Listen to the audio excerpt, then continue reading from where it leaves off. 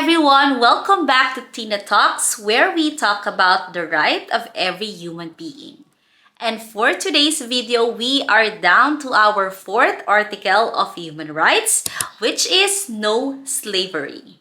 Universal Declaration of Human Rights Article 4 states that slavery and the slave trade shall be prohibited in all of their forms. Nagsimula ang slavery sa taong 1619 sa 20 to 30 Africans. From an Anglo-American perspective, 1619 is considered the beginning of slavery. Just like Jamestown and Plymouth symbolized the beginnings of America, from the English-speaking point of view. In late August 1619, 20 to 30 enslaved Africans landed at Point Comfort, today's Fort Monroe in Hampton, aboard the English privateer ship White Lion. In Virginia, these Africans were traded in exchange for supplies. Several days later, a second ship arrived in Virginia with additional enslaved Africans. We will talk about the top countries with highest rate of slavery, the modern slavery, and the slavery in the Philippines. Let me give you the top 3 countries with the highest rate of slavery based on population. Nangunguna na dyan ang India.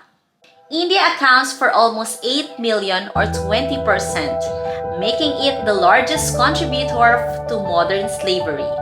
This typically involves types of forced labor such as bonded labor, child labor, forced marriage, human trafficking, forced begging, and sexual slavery. Slavery in India existed during the Muslim domination of modern India after the 11th century.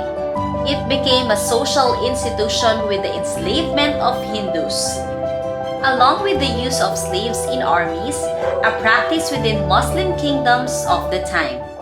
Number 2 in the list is China. Slavery in China has taken various forms throughout history. Slavery was nominally abolished in 1910, although the practice continued until at least 1949. In 2007 and 2011, disabled men in central China were enslaved to work in clean. Shanxi Black Brick Kiln incident was a series of forced labor cases in Shanxi, China. Thousands of Chinese people, including many of children, had been forced to work as slaves in illegal brickyards and were tortured by the owners of the brickyards. Number 3 country is North Korea.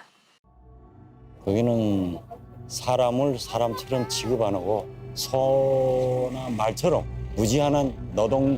North Korea is the only country in the world that has not explicitly criminalized any form of modern slavery.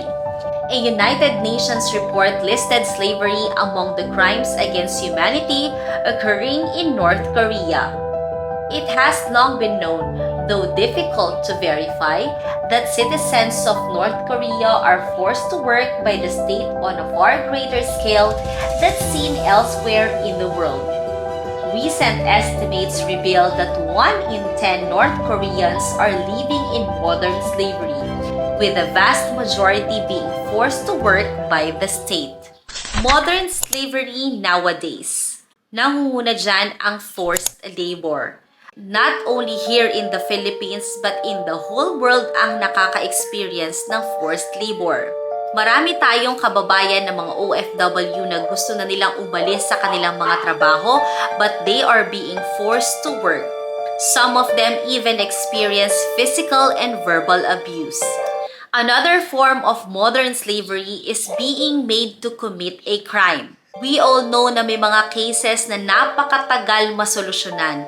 At para masabi na ito ay case closed, meron silang mga binabayarang mga tao just to meet the crime na hindi naman talaga nila ginawa. I remember the death of the popular actress Nida Blanca na kung saan at the end of the investigation and interrogation ay kanyang inamin na siya lamang ay binayaran to commit the crime that he never did. Being forced to marriage or prostitution. Isa rin itong way of slavery na kung saan ipinambabayad nila ang kanilang anak para sa kanilang mga pagkakautang.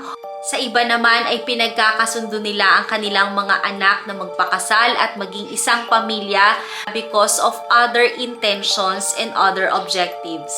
Isang halimbawa na ng forced marriage ang kasama namin dito sa bahay.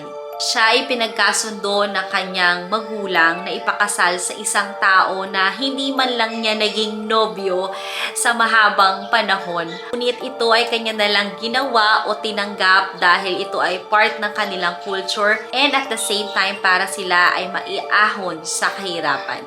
Which never happened dahil kalaunan ay namatay din ang kanyang asawa dahil wala silang resources para ito ay mapagamot. Kaya ngayon ay tinataguyod niya ang kanyang 3 anak na makatapos sa pag-aaral. Slavery in the Philippines.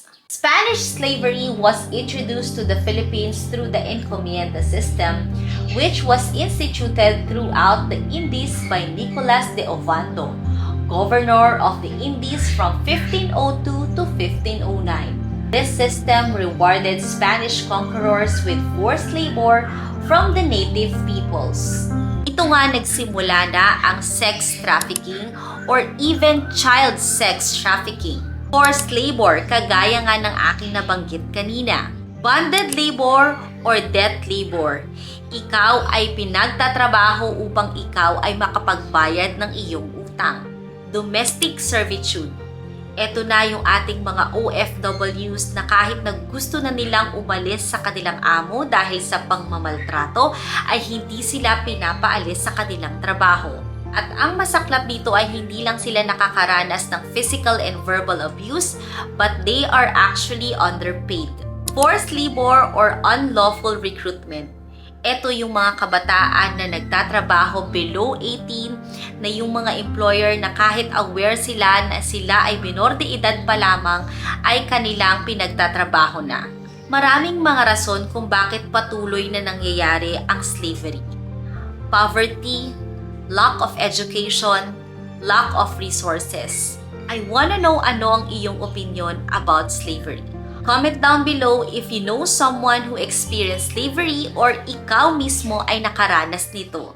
Kaya naman mahalagang malaman ng ating karapatan dahil ang main goal nito ay ang magkaroon ng kapayapaan.